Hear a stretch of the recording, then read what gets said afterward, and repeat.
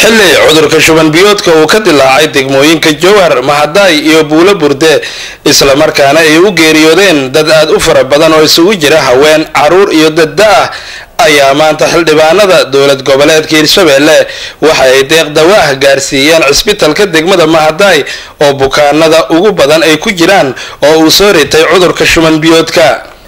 Dr. Umar Sheikh oo kamid ah dhaqaatiirta ayaa warbaahinta u sheegay in sodomeeyo ruux uu soo ritay cudurka shuban biyoodka maalintiiba la soo gaarsiiyo cisbitaalka. tirooyinka way soo kordhayaan tuulooyinka, laakiin waxa aan hubno waa inta isbitaalka ay soo gaartay Mahaday 5 dhimasho jirto, isbitaalkana isku dar shalay ilaa xalay 4 dhimasho jirto. qiyaasta hadda oo inta badan la isla dhaxmarayo ilaa 28 way gaaraysaa, laakiin waxa hadda anaga xaqiijin karno waa dadka ku dhintay isbitaalka. dadku si xooliyo ku socdaan, haddii aad tusaale ahaan ka soo qaadano shalay ilaa hadda oo saakadan waxa soo galeen ilaa 37 ruux oo 10 kamid ay saakayna soo gaareen. marka waa dareemi kartaa xooliga aad u balaaran yahay wuuna sii kordhaya kiisaska. sida hadda u muuqato shuban biyoodka aad ay u baahan yahay.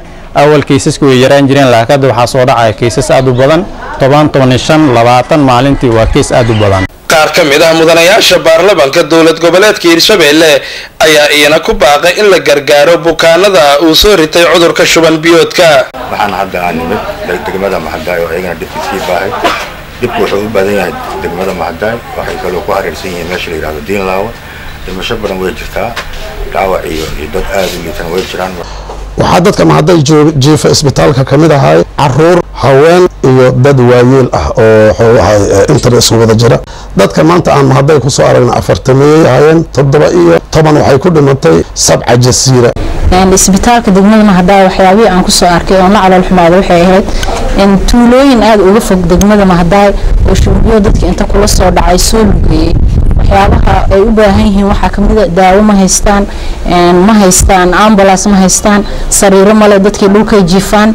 waxa ugu baaqaya dawladda dhexe iyo waxa ugu baaqaya maxay ahayd toojaalidaha ka soo jeedo deegaanada Hirshabelle in sida ugu dhaqsiya badan ay gurmad soo siiyaan. waxaan ka codsanaynaa beesha caalamka, hay'adaha caafimaadka, shacabkaasi dhibaataysan cuduradaas shuban biyoodka ku dilaya deegaanada iyo degmooyinka Hirshabelle oo idil. waxaan u tacsiinaa dhammaan dadkii ku geeriyooday shuban biyoodkaas iyo dhibaatadaas ka dhacay deegaanada oo dhan oo Hirshabelle. dad waxaa ku dhintay Hirshabelle caasimadihiisa iyo degmooyinkiisa dad boqolaal ka badan ayaa ku dhintay shuban biyood ugu dhintay, qaarna waa la ildaryihiin. saa darteed waxaan ugu baaqayaa dhammaan cid kastoo Hirshabelle ka soo jeeda inay gargaarkaas bani'aadamka qayb qaataan.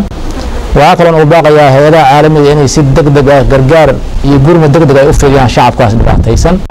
Ismaaciil Cabdulle Sabriye, Universal TV, degmada Mahaday weyn, gobolka Shabeellaha Dhexe.